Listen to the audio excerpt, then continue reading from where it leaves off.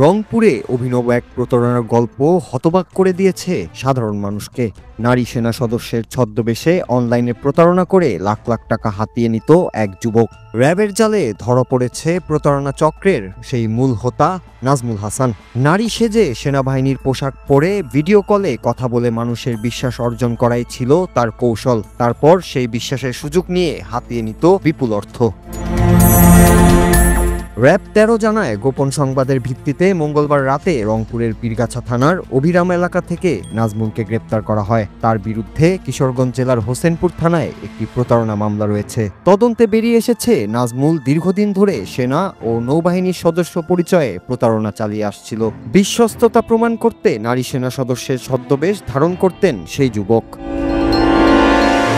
ভুক্তভোগীর এজাহারে জানা যায়, নাজমুল ও তার সহযোগীরা রাজশাহীতে জমির শেয়ার বিক্রির প্রলোভন দেখিয়ে ভুক্তভোগীর কাছ থেকে প্রায় ১৭,২৬,০০০ টাকা হাতিয়ে নেয়। প্রথমে তারা দাবি করে এক নারী সেনা সদস্যের কিছু টাকা পরিশোধ করতে হবে, তাই তার জমির অংশ বিক্রি করা হচ্ছে। এরপর নিয়মিত ভিডিও কলে সেনা পোশাকে নারী সেজে উপস্থিত হয়ে ভুক্তভোগীর আস্থা অর্জন করে নাজমুল। কিন্তু টাকা নেওয়ার পর যখন শেয়ার দেওয়ার বদলে তারা কালক্ষেপণ শুরু করে এবং অতিরিক্ত ৫ লাখ টাকা দাবি করে, তখনই ধরা পড়ে প্রতারণার ফাঁদ। খোঁজ নিয়ে জানা যায়, সেনা সদস্য নয় বরং একজন পেশাদার প্রতারকই এমন নাটক সাজিয়ে মানুষের সঙ্গে বিশ্বাসঘাতকতা করছিল। র্যাব বলছে, নাজমুলের বিরুদ্ধে আরও অভিযোগের তথ্য খতিয়ে দেখা হচ্ছে। Noor Raju, Bangla TV, news desk.